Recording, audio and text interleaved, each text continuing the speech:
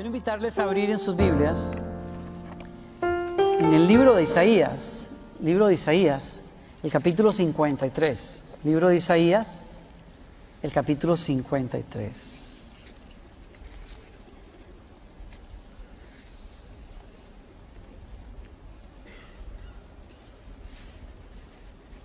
Si hay una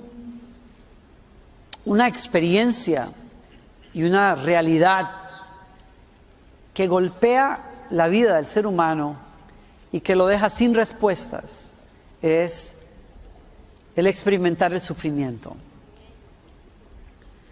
Los teólogos han llenado volúmenes enteros a lo largo de los siglos tratando de responderle a los seres humanos por qué sufrimos, tratando de encontrar razones, explicaciones, especialmente cuando los buenos sufren. Asaf, ese hombre de Dios en la Biblia, se desilusionó por ser un hombre piadoso, pero que no vivía en los mejores términos según él. Y también, quizás el caso clásico que podríamos mencionar es Job, no el que nos dirigió en alabanza, sino el de la Biblia, que lo perdió todo en un solo día, lo perdió todo y eventualmente perdió su salud. Y luego vivió el silencio de Dios por mucho tiempo. Y mientras se rascaba las heridas con un pedazo de hueso sentado en un poco de ceniza, y mientras escuchaba las acusaciones de sus buenos amigos teólogos que habían venido a tratar de explicarle, mientras escuchaba a estos hombres decirle: es tu pecado el que causó las pérdidas, es tu pecado el que produjo estas cosas, porque no hay manera de que un hombre justo sea castigado de esta forma, de no ser porque hay alguna razón. Mientras él escuchaba esas explicaciones, muchas de ellas muy loables, muy bien construidas, argumentos realmente sabios, nadie podía convencerlo de que había algún sentido para tanto sufrimiento. Y ustedes saben que al final de su periodo de prueba, lo único que le queda es encontrarse con Dios. Se encuentra con Dios, no hay mayores explicaciones. Hay una sola cosa que Dios le dice en medio de todo eso, y es: no me conocías, pero vine para que me conozcas. Para que me conozcas en medio de tu sufrimiento. Isaías 53, entonces, es la profecía más conocida, mejor conocida, de la venida del Mesías, que según los judíos iba a venir en carro de fuego a romper con los enemigos de Israel y establecer un reino poderoso y eterno, pero vino de la forma más insospechada, más quieta, casi indefensa, y vino para sufrir. Vino para sufrir. Quiero hablarles a ustedes de la bendición del sufrimiento. Una bendición misteriosa. Una bendición misteriosa. Porque es precisamente el ejemplo que Dios hecho hombre nos da a nosotros, de que al venir a la tierra, Él tiene que aceptar el hecho, el llamado, de que Dios lo llama a Él a venir a la tierra para sufrir por nosotros. Isaías 53 dice, ¿lo tienen ahí ya? ¿Encontraron? ¿Tienen su Biblia? Si no la tienen, acérquense a algún amigo. Quiero que tomes nota de varias cosas acá. Si te gusta tomar nota, toma nota. Voy a partirte el pasaje en 2-3 partes para hablar del sufrimiento.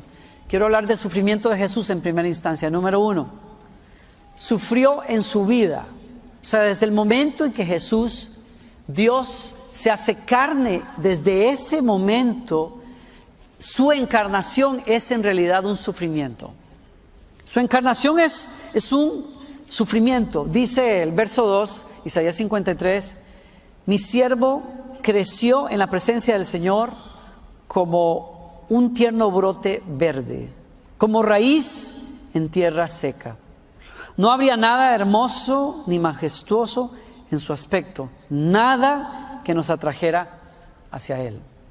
Y usted está viendo que en la sabiduría de Dios, cuando Dios, mire este cuadro aquí al frente, cuando Dios, creador de cielo y tierra, poderoso, luz de luz, poder de poder, sabiduría de sabiduría, justicia perfecta, santidad perfecta, cuando ese ser decide hacerse uno de nosotros, toma una forma que no tiene atractivo alguno, y el contraste es brutal, es muy fuerte. Se le compara en el libro de Isaías a un brote o a una raíz seca, que no tiene ningún atractivo, que no impresiona a nadie. Jesús nace en el lugar más insospechado, en un pesebre, donde a nadie lo espera, nadie lo celebra, excepto ángeles, y gracias a Dios unos pastores, porque los ángeles les hicieron el favor de avisarles que había nacido el Mesías. Nadie lo recibió, el hotel estaba cerrado, el pueblo estaba abarrotado, nadie lo recibe. Esa es la manera en que Dios entra en escena. Dígame una cosa, si usted es el dueño del universo, pero a la hora que usted entra a hacer su misión por los seres humanos, lo hace en la forma de un bebé, en un pesebre, en una mísera aldea como Belén. Dígame si eso no es sufrimiento desde la entrada. Si usted es el dueño del tiempo, pero luego se somete al tiempo, ese hecho en sí mismo es un sufrimiento. Si usted es eterno, pero se somete al tiempo para contar días, meses y años, dígame si eso no es sufrimiento.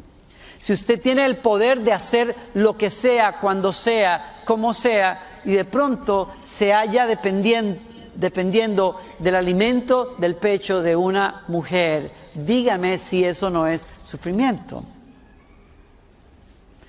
Toda su vida, desde que se encarna, abraza un proceso que es sufrimiento, es limitación.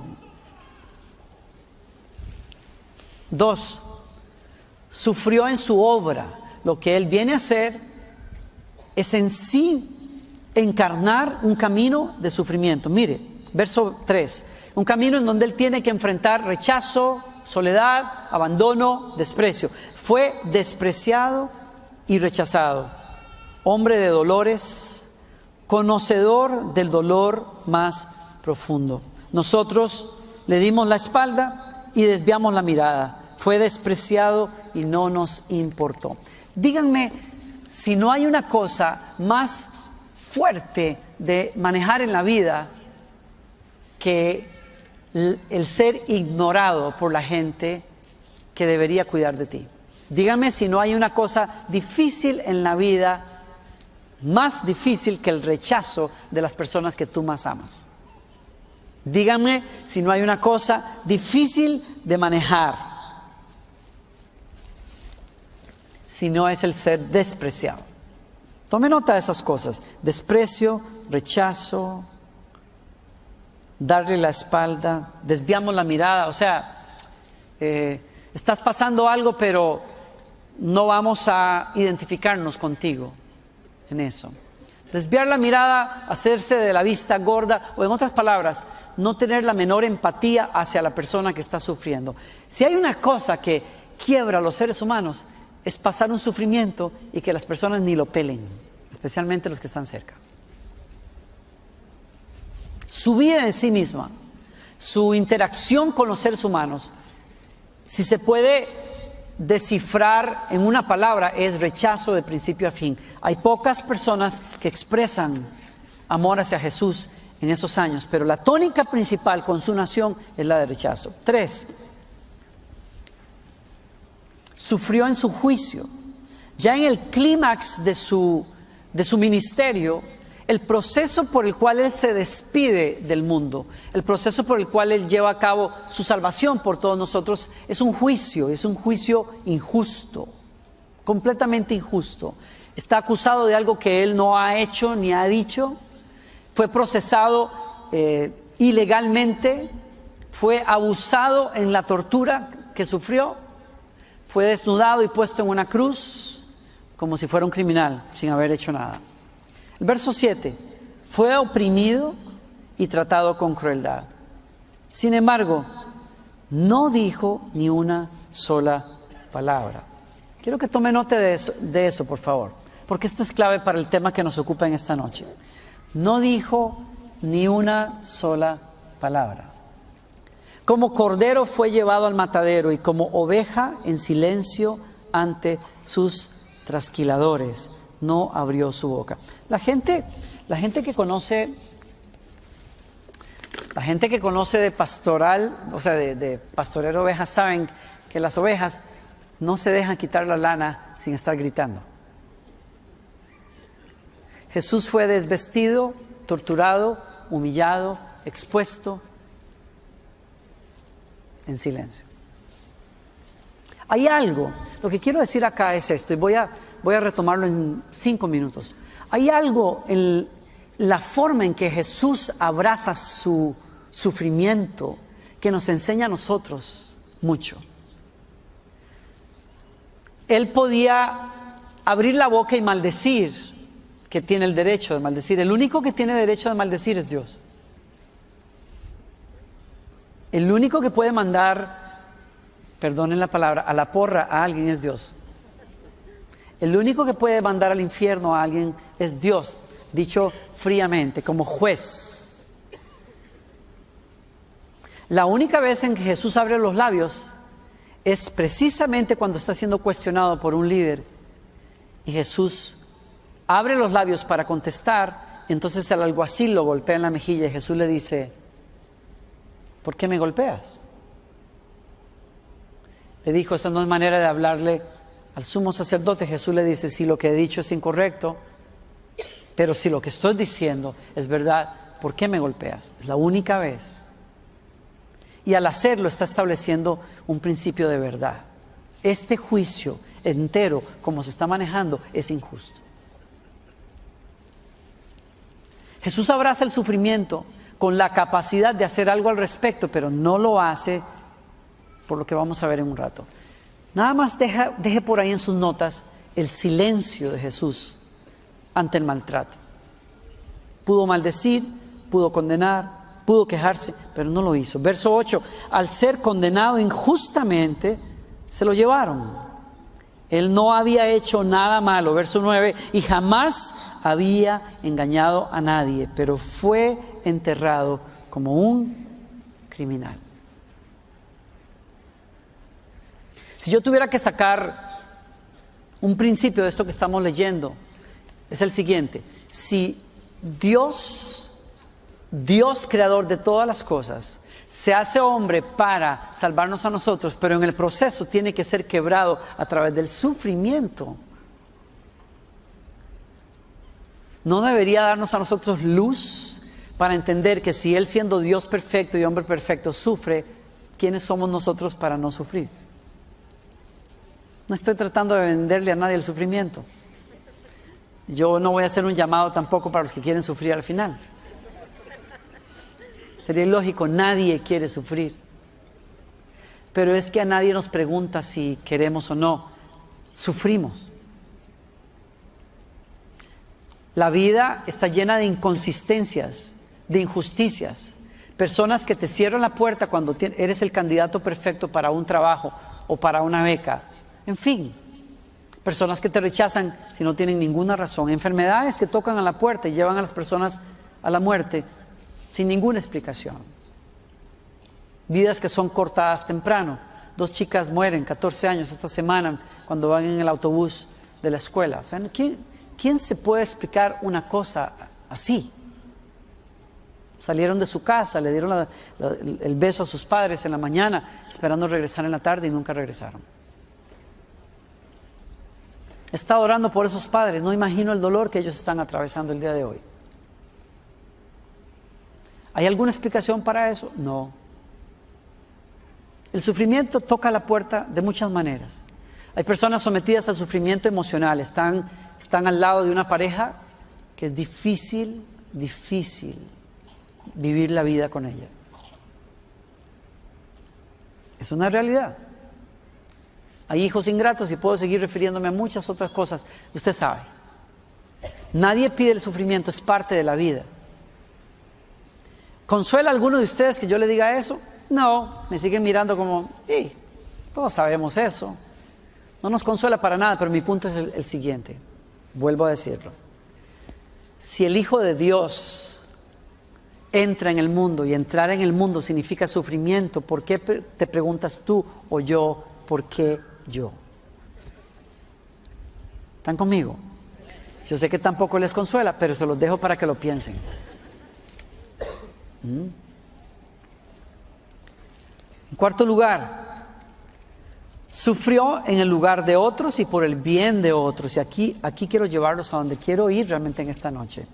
Sufrió en el lugar de otros y por el bien de otros. Y en este sentido, el sufrimiento de Jesús es único, es único. Nadie más va a experimentar el sufrimiento, la limitación, como Dios hecho hombre lo hizo. Nadie más puede saber lo que es ser eterno y volverse un ser mortal o limitado. Nadie conoce lo que es ser el dueño del tiempo para luego someterse al tiempo. Nosotros nacimos de este lado de la eternidad. Lo único que conocemos es mortalidad, enfermedad, limitación. No sabemos lo que es eso, y en ese sentido el sufrimiento de Jesús es único. Por más que nos rompamos la cabeza tratando de imaginar cómo será el sufrimiento de Jesús, nadie lo puede saber. Y si a eso añadimos que va a la cruz a un sufrimiento injusto, pero que va a la cruz por el bien de muchos, haciendo algo que nadie más puede hacer en el universo. Solo Jesús puede tomar el lugar de otros para que al pagar el precio por ellos puedan ser liberados de la muerte. Nadie más aquí puede vivir ese tipo de sufrimiento. Y en ese sentido es completamente único y está separado del resto de ejemplos, con lo difíciles que puedan ser los ejemplos de sufrimiento que usted pueda traer hoy o que hayamos visto en la humanidad. Nadie se puede poner al lado de él en ese sentido. Sufrió en el lugar de otros y por el bien de otros. Verso 4, me regreso. Sin embargo, fueron nuestras debilidades las que Él cargó. Fueron nuestros dolores los que lo agobiaron. Y pensamos que sus dificultades eran un castigo de Dios. Un castigo por sus propios pecados. Así como acusaron a Job de que estaba con esa sarna y había perdido a sus hijos, probablemente por sus debilidades o su pecado. Jesús fue acusado por nosotros mismos, por la gente de su época, fue acusado de sufrir por sus propios pecados. Verso 5, pero Él, aquí vuelvo otra vez al sufrimiento de Jesús, único, fue traspasado por nuestras rebeliones y aplastado por nuestros pecados. Fue golpeado para que nosotros estuviéramos en paz. Wow. Me encantaría que usted pudiera subrayar esa línea o guardarla en alguna parte. Fue golpeado para que nosotros estuviéramos en paz. Fue azotado para que pudiéramos ser sanados. Y en ese sentido, el sufrimiento de Jesús es único. Pero también el sufrimiento de Jesús es único en su objetivo. ¿Por qué? Porque se somete al sufrimiento por el bien de la humanidad entera. Él es el Salvador de nuestros pecados. Él es el Redentor que compró con su sufrimiento y su sangre tu entrada y la mía al cielo. Él es el dador de la gracia y por eso sufre, porque tiene delante de Él un objetivo y es ganarnos a todos nosotros. Voy a volver a ese punto en un minuto. Le doy un quinto punto. Sufrió porque Dios lo quiso. Ese es quizás el punto neurálgico de lo que Isaías nos viene diciendo a nosotros. Y mire cómo concluye toda esa descripción del sufrimiento de Dios hecho carne. Cuando Isaías dice, fíjese bien en el verso 10, formaba parte del buen plan del Señor aplastarlo. ¿Están leyendo ahí? Está apareciendo ahí en pantalla, ¿no? ¿Quieren leerlo conmigo? Formaba parte del buen plan del Señor aplastarlo y causarle dolor. Miren acá al frente un segundo. ¿Cómo le queda el ojo después de leer eso? Era parte del buen plan de Dios aplastarlo y causarle dolor. Hay religiones que todavía el día de hoy se pararían al frente mío y me dirían: no puedo creer en ese tipo de Dios. ¿Cómo un Dios Padre puede ser masoquista para aplastar a su propio hijo? Cualquiera de nosotros diría: tiene razón. Me piden a mí que lo entienda, no puedo entender eso, porque yo soy padre, yo no podría hacerle eso a mi hijo. Y si alguien siendo padre le hace eso a su hijo, todos nosotros nos levantamos para decir: merece lo peor, porque un padre no hace eso. Pero el Padre celestial, que nos ama como nadie más nos puede amar, escoge a su propio hijo, y dentro de ese buen plan de salvación lo escoge para aplastarlo, porque no hay otro camino. Es decir, en pocas palabras, lo que ya les dije hace un minuto: el sufrimiento era plan de Dios. Me atrevo a aplicarlo a usted y a mí el día de hoy para decirle que su sufrimiento es parte de un buen plan.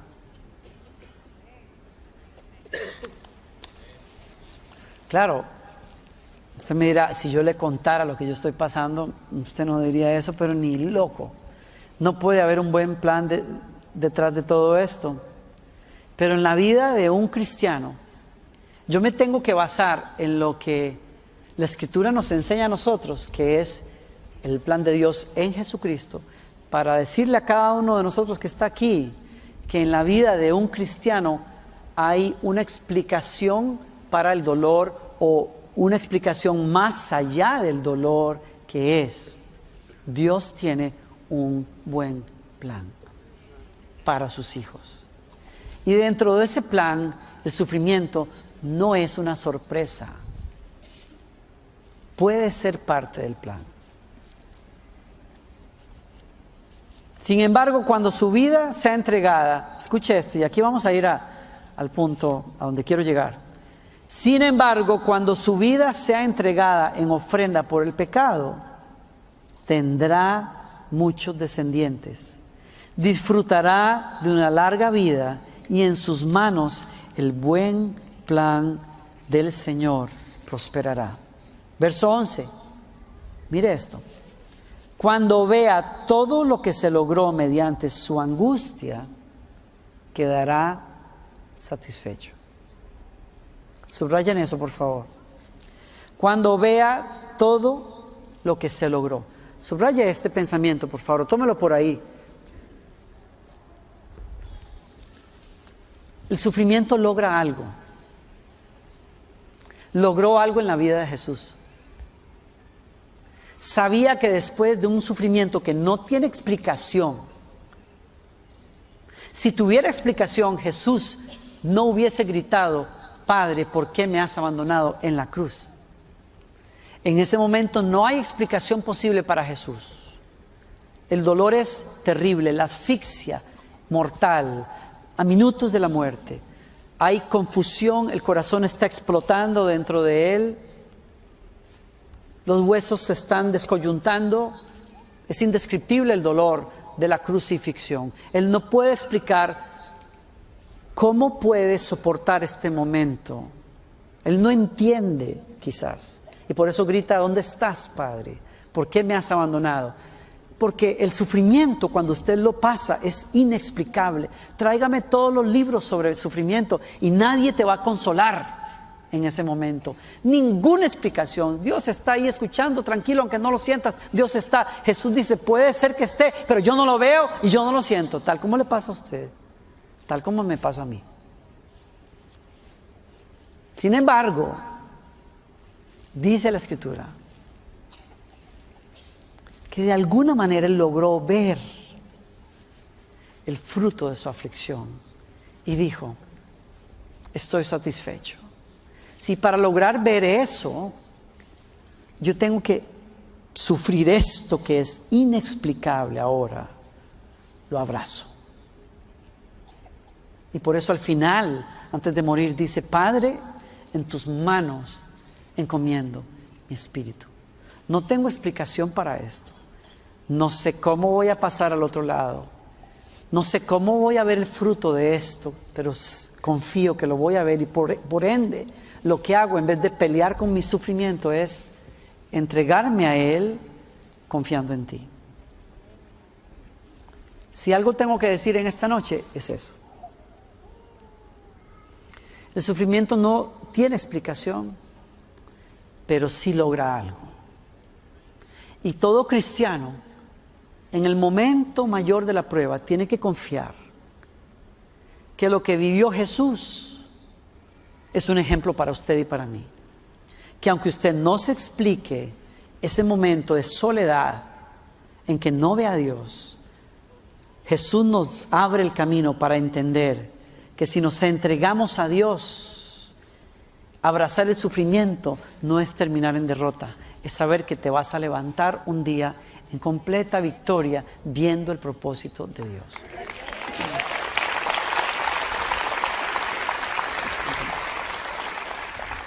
Por eso Hebreos capítulo 12, el verso 2 dice, Hebreos 12:2, refuerza lo que acabo de decir. Esto lo haremos al fijar la mirada en Jesús, el campeón que inicia y perfecciona nuestra fe. Debido al gozo que le esperaba, Jesús soportó la cruz sin importarle la vergüenza que ésta representaba. Ahora está sentado en el lugar de honor junto al trono de Dios. Mire esto y subraya el verso 2 al final. Debido al gozo que le esperaba. Debido al gozo que le esperaba. Míreme acá un segundo. Si usted está pasando un sufrimiento terrible el día de hoy, espero que encuentre algunas explicaciones, pero si no las encuentra, la Biblia te marca un camino. Es el camino que marca Jesús. El sufrimiento puede acabarte o el sufrimiento puede lograr algo. Es lo que Jesús nos enseña. Y en el caso de Él, logra mucho. Dice, en la tortura de la cruz, Jesús puso los ojos más allá de donde Él estaba en ese momento para ver lo que iba a lograr. Y en el caso de nosotros, tenemos que tener la confianza de que si en medio del sufrimiento levantamos los ojos con esperanza, la esperanza produce que usted sepa que aunque lo que hoy está viviendo es duro, si usted se encomienda en las manos de Dios, lo que va a venir después es el fruto de Dios en su vida. Sea en usted mismo o sea a través de usted por el bien de otras personas, pero el sufrimiento no se queda allí y no nos deja a ninguno de nosotros allí pegados. Nos lleva a lograr algo, nos lleva a lograr algo interno, nos lleva a lograr un enriquecimiento interno y nos lleva a lograr cosas también que Dios quiere cumplir a través de nosotros. Y a la postre, probar el sufrimiento de la muerte nos lleva a las puertas de la gloria. Yo sé que nadie dijo amén, porque ¿quién quiere morirse? Nadie. Todos queremos ver al Señor, pero nadie quiere partir. Esa es la realidad, ¿no? Si yo preguntara hoy, ¿cuántos quieren ver al Señor? Todos dirían amén. Pensarían que vamos a estar cantando en 5 minutos, abre mis ojos, oh Cristo. Claro, todos queremos ver a Cristo, pero nadie quiere verlo en realidad, o sea, por lo menos ahora. Sin embargo, estoy diciendo que el sufrimiento póstumo, que es esa carrera final que en algún momento tendremos que caminar hacia la muerte, nos lleva a una cosa que es indecible, que es cruzar esos portones de gloria. Y en ese sentido, no hay manera de que un cristiano pierda cuando abraza el sufrimiento con una actitud de esperanza. Usted puede decir, uy, acabó todo allí, pero la Biblia dice, no, Señor, no acaba todo allí. Usted está listo para ser vestido con gloria. Y eso es victoria para nosotros. Entonces, ¿qué estoy tratando de decirle acá? Jesús nos enseña el camino para abrazar el sufrimiento. Y ese camino es mirar más allá. Si alguno de nosotros sabe lo que es ahorrar y con mucho costo, ahorrar amarrándose así los pantalones porque cuesta, sabemos que se puede sufrir el ahorro porque va a venir una recompensa. ¿Sí o no? También sabemos lo que es cerrar el pico en ciertos momentos de la vida, porque sufrir, no embutirse esa hamburguesa hoy en la noche, significa eventualmente perder libras y tener un corazón más sano y durar un poco más, aunque no digan nada. Está bien, yo entiendo, o sea, yo me quiero zampar esa hamburguesa, claro que sí, las veces que sea. Por supuesto que yo quiero hacerlo, y todas esas papas llenas de carbohidrato y de grasa, la combinación perfecta para bloquear las arterias. Pero usted sabe que aguantarse y sufrir, dejar pasar en ese momento y escoger una mísera ensalada, a la postre, perdonen, pero es que Dios mío, las ensaladas en este país son míseras, o sea, muchas veces en los restaurantes. ¡Qué barbaridad! Pero nos va a llevar a una cosa que estamos dispuestos a sufrir hoy para cosechar mañana. No nos comemos todas las piñas hoy, aunque quisiéramos, porque vamos a tener un mejor día mañana para nuestros hijos. Ese sufrimiento lo pasamos porque ponemos la mira en una mejor cosa adelante. Y aunque el ejemplo es muy de todos los días, Dios quiera que lo podamos aplicar para las cosas más profundas, los momentos más difíciles, los retos más grandes. Mira a Dios como Jesús lo hizo, poniendo los ojos en el Padre. Hebreos dice: pon los ojos en Jesús como ejemplo, porque Él inició la fe y la consumó. Y tú puedes caminar en la fe y llegar a tu meta, aún en medio del sufrimiento, si clavas los ojos en ese buen día, en esa gloria de Dios. Romanos capítulo 5, el verso 3 nos dice que hay un fruto del sufrimiento en todos nosotros. Dice Romanos 5:3, también nos alegramos al enfrentar pruebas y dificultades, porque sabemos que nos ayudan a desarrollar ¿qué? Resistencia. Estamos hablando de frutos en nosotros a través del sufrimiento. Este tipo de fruto no pasa de otra manera. Usted no lo consigue de otra manera. Usted tiene que sufrir. O sea, cuando usted se mete en un cursito, que yo no me he metido ni pienso hacerlo, pero de CrossFit, que está muy de moda, usted sabe que se tiene que meter a sufrir. Y hay unos verdugos que son los entrenadores que creen que uno es Superman vestido de civil, una cosa así, y hasta que no lo ven a uno con los niveles de azúcar en el piso y pidiendo el 911 o llamando, no lo dejan en paz a uno. Pero no hay otra manera de crear resistencia cardiovascular, resistencia muscular, que ponerse a hacer ejercicio. Usted no va a crear resistencia física al frente del televisor.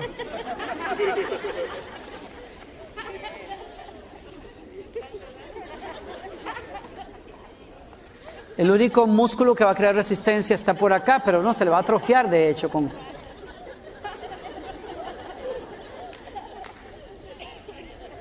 No creamos resistencia así, lo creamos a través de un proceso de sufrimiento, nos exponemos a eso.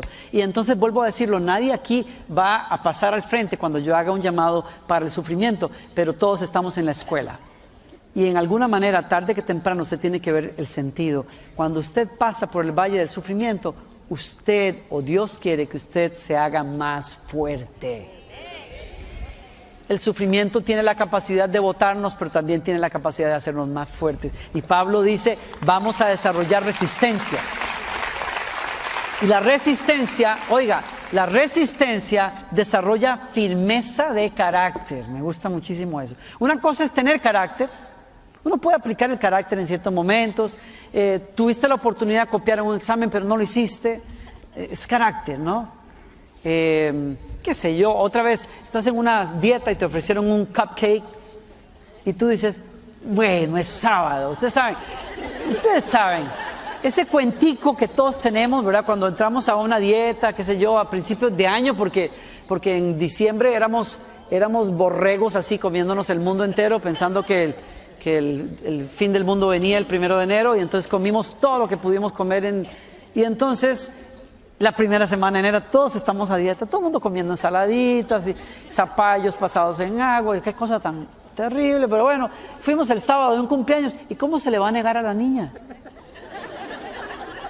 No, es que pues, se me va a ofender la niña, qué pena, ¿no? Yo tengo que aceptarle el cupcake y está así cargado de azúcar derritiéndose y grasa. Es demasiado, ¿no?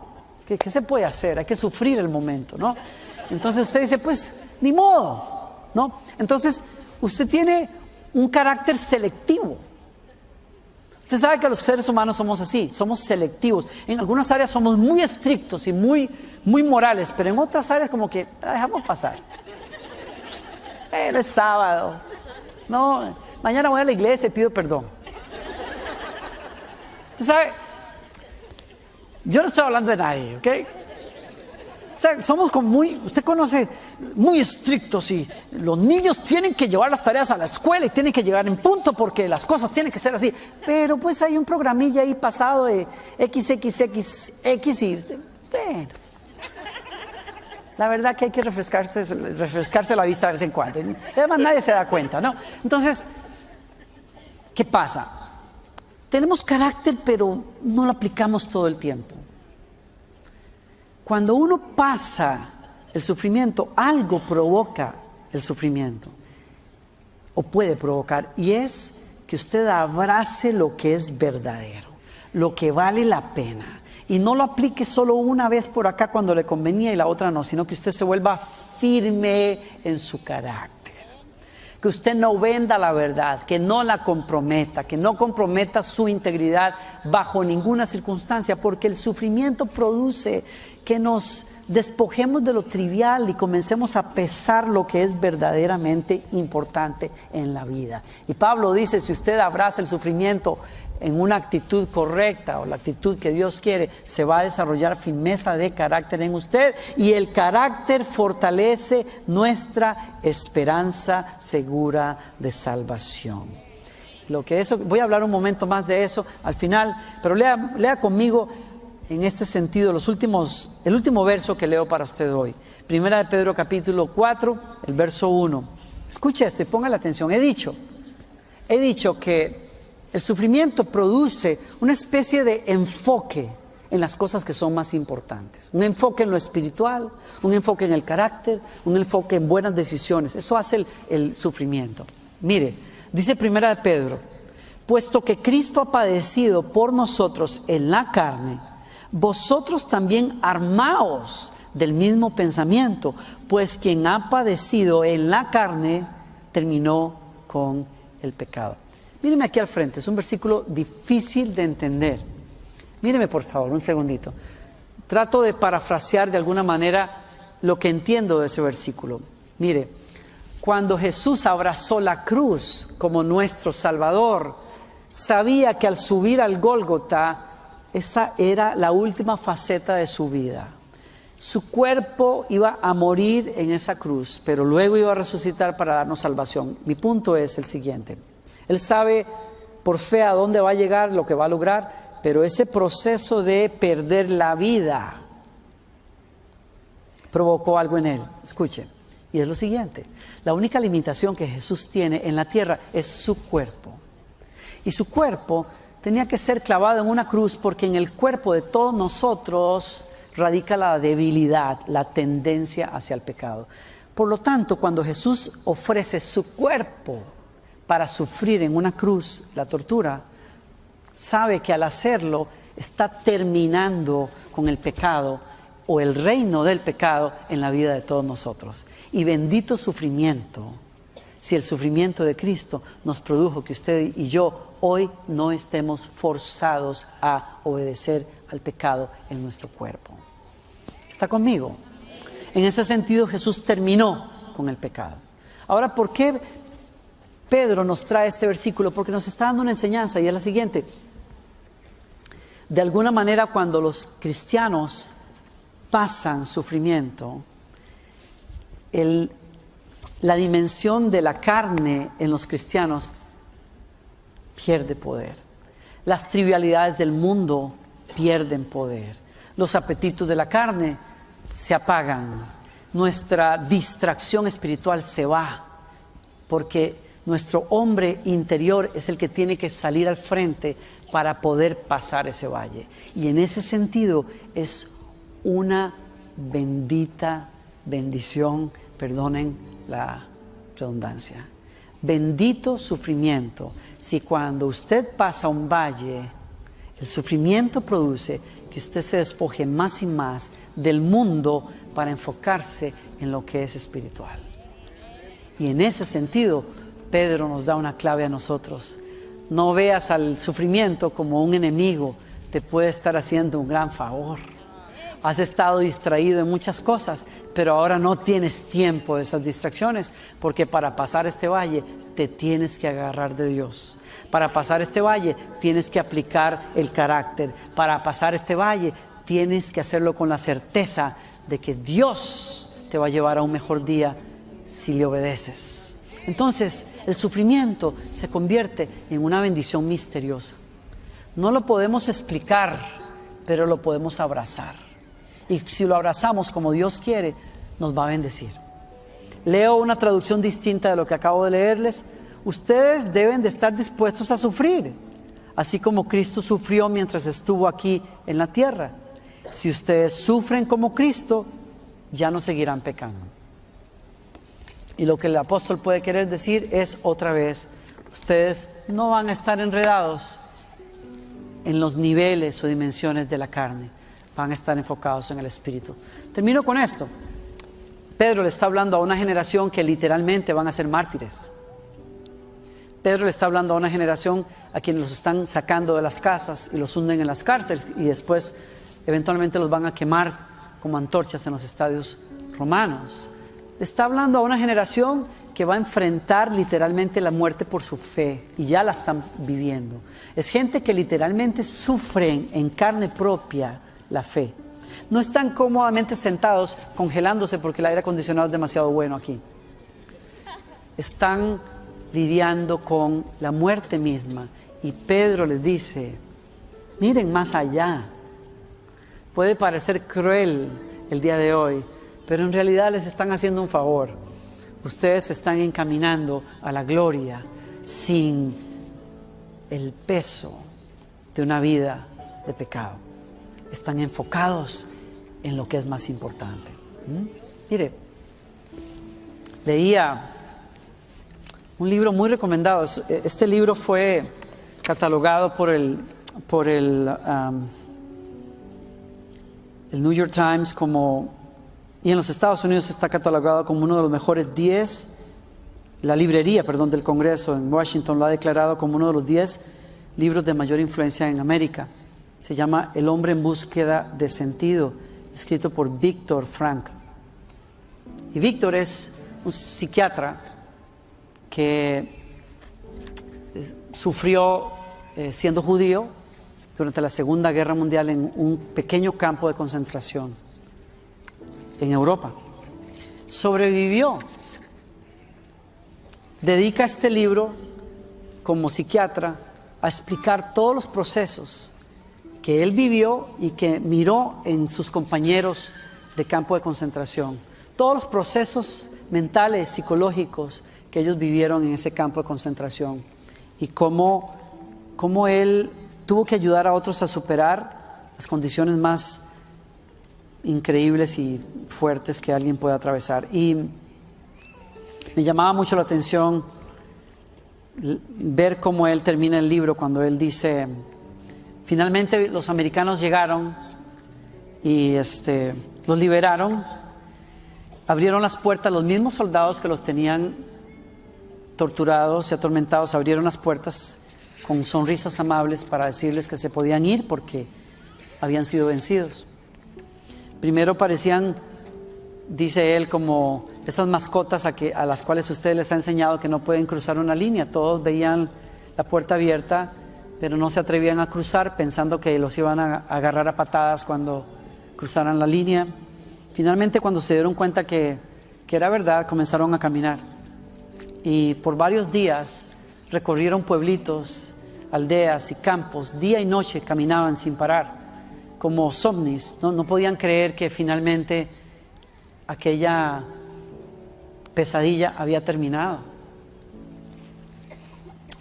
Él dice que llegó a un campo lleno de flores en una aldea cercana después de 2 o 3 días de caminar sin parar, y se tiró al piso en el césped, miró a los cielos azules intensos, y las únicas palabras que salieron de él fue: clamé al Señor y escuchó mi voz y me sacó del lodo cenagoso. Y dice que no sé cuántos minutos, durante cuántos minutos, lo único que salió de su espíritu fue decir: este pobre clamó al Señor y el Señor lo escuchó y lo libró de todas sus angustias. Víctor dice, les leo algo que me pareció muy fuerte, muy hermoso al final de su libro. Al final de nuestra andadura, tras describir la psicología del prisionero de un campo de concentración, hemos de reconocer que la vuelta de aquel mundo ignominioso al caluroso hogar provocaba una maravillosa sensación de fortaleza interior.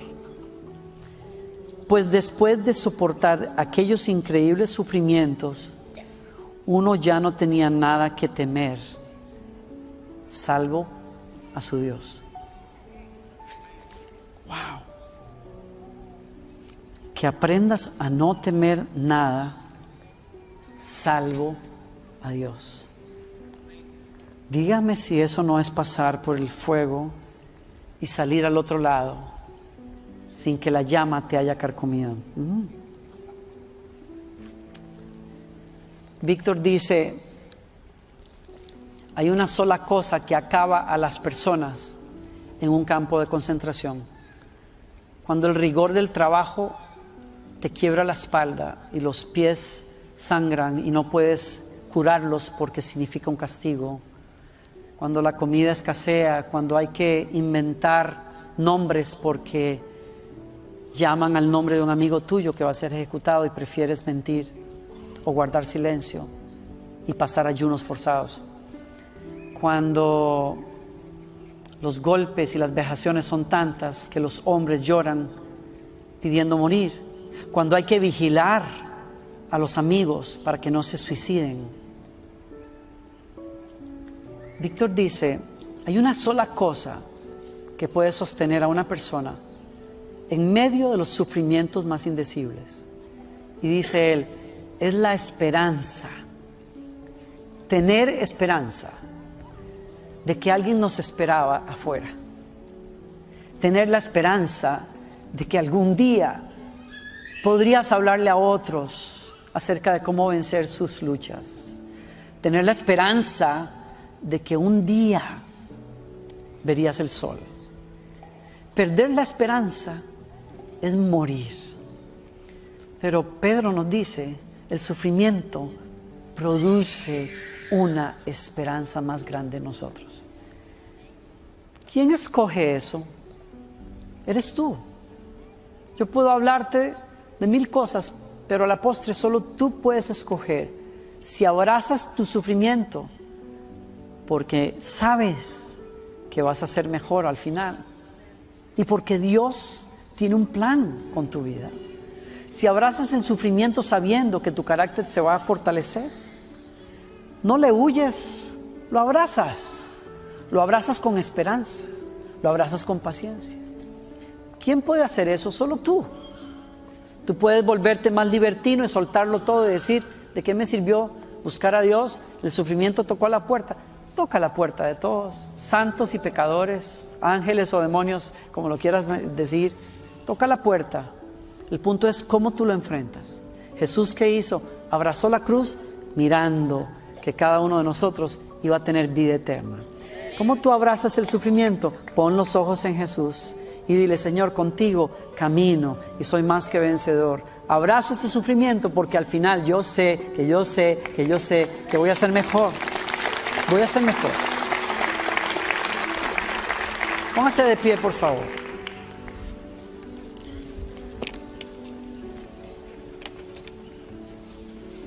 ¿Será que tengo aquí en esta noche algunos campeones que están peleando, que la están viendo así a cuadritos, pero a quienes Dios les ha hablado hoy y les dice, no cuelgue los tenis? Hay algo que está pasando en tu interior ya. Dios está formando su carácter en ti. ¿Habrá alguno acá que está peleando, pero dice, pastor, yo necesito simplemente hoy un empujón de gracia? Necesito esa fortaleza para ver más allá. Yo quiero terminar esta reunión llamándoles a esas personas que están luchando a que vengan aquí adelante. Quiero orar con ustedes unos minutos, 5 minutos antes de que se vayan. Y todos nosotros vamos a orar que usted sea fortalecido, que usted no cuelgue los tenis, que usted abrace este proceso con fe. Los espero. ¿Ok?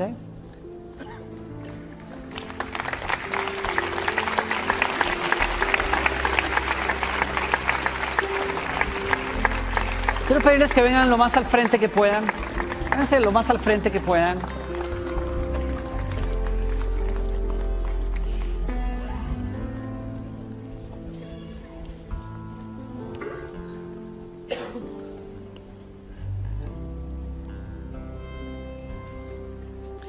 Y los que estamos ahí atrás quedándonos, vamos a levantar los brazos de cada uno de nuestros amigos y nuestros hermanos acá. En un minuto, vamos a orar por ellos.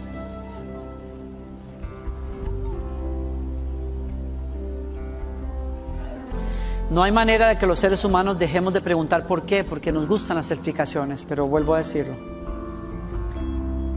No hay explicaciones fáciles, pero hay una meta que Dios pone delante tuyo y es ser transformado en el proceso a una mayor fe, mayor carácter, una mayor perseverancia, persistencia, resistencia, en el nombre del Señor.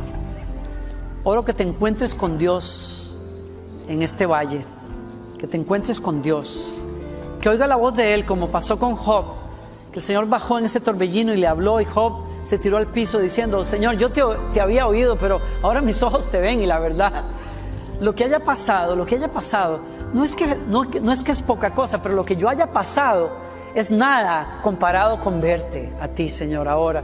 Y Pablo decía, nosotros tenemos una certeza, lo que sufrimos ahora es poca cosa, es leve comparado con ese peso de gloria que viene, que vamos a ver después. Es mucho mayor la gloria que el posible sufrimiento que podamos experimentar ahora, si abrazamos el camino de Dios. Yo quisiera pedir a algunos hombres y mujeres, podrían acercarse con respeto y poner la mano en el hombro de alguien aquí, una mujer, un hombre.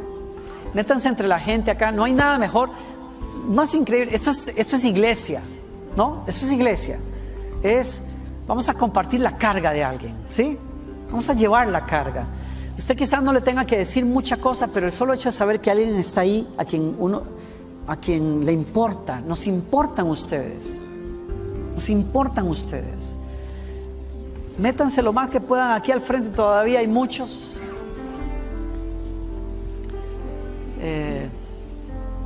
Está bien.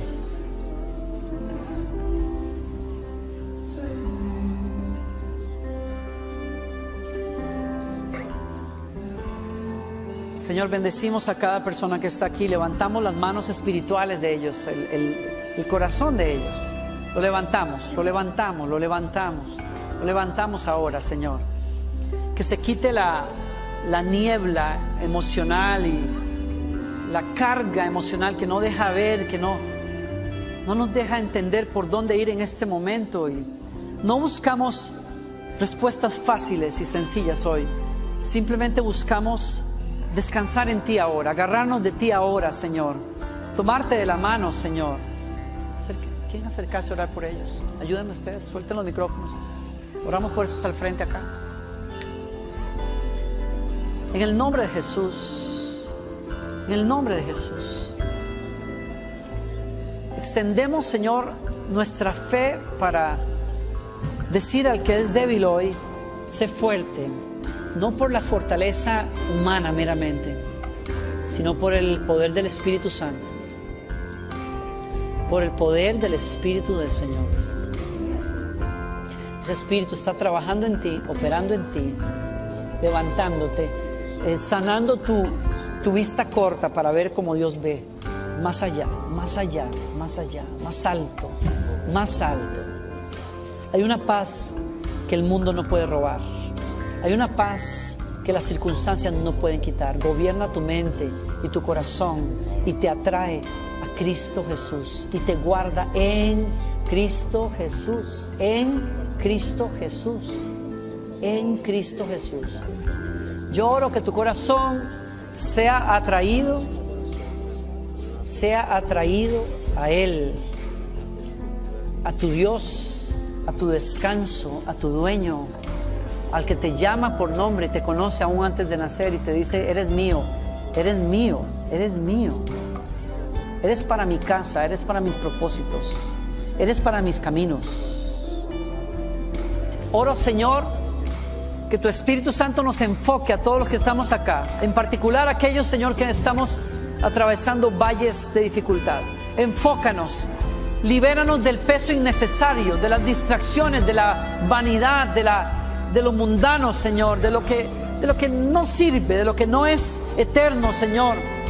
Padre, en el nombre de Jesús, enfócanos en ti, enfócanos en tu gloria, enfócanos en tu reino, enfócanos, Señor, en lo que es verdadero, en lo que permanece para siempre, Señor, y que si el sufrimiento nos trae esta bendita gracia de verte más claramente, lo abrazamos con esperanza, no como aquellos que se van a quedar tirados en el camino, sino aquellos que caminan hacia una gloria mayor, a estar más cerca de ti, a estar ocupados en tus negocios, estar ocupados en tu voluntad y ser llenos de una gracia y una gloria mayor en el nombre de Cristo Jesús. Bendecimos a cada uno de nuestros hermanos. Declaramos que esa dirección del Espíritu es clara, que sus oídos espirituales oyen la voz de Dios, sus ojos espirituales se abren para ver el panorama como Dios lo ve, en el nombre de Jesucristo, en el nombre de Jesucristo. Gracias, Padre. No hay arma forjada contra nosotros que pueda prosperar. No hay lengua que se levante en juicio contra nosotros que lo haga de parte de Dios. Porque Dios es por nosotros, y si Dios es por nosotros, ¿quién puede sostenerse en contra de nosotros? Si Dios es el que justifica, ¿quién puede acusarnos? Si Dios es el que nos defiende e intercede por nosotros, ¿quién puede sostenerse con acusaciones en contra de nosotros? ¿Qué nos va a separar del amor de Dios? Vida o muerte, tribulación, hambre, persecución, angustia, peligro o espada. Antes, en todas estas cosas, somos más que vencedores por medio de aquel que nos amó. Por eso hoy podemos decir: todo lo puedo sufrir en Cristo que me fortalece. Todo lo puedo sufrir, todo lo puedo pasar en Cristo y por Cristo que me fortalece. En el nombre de Jesús. En el nombre de Jesús.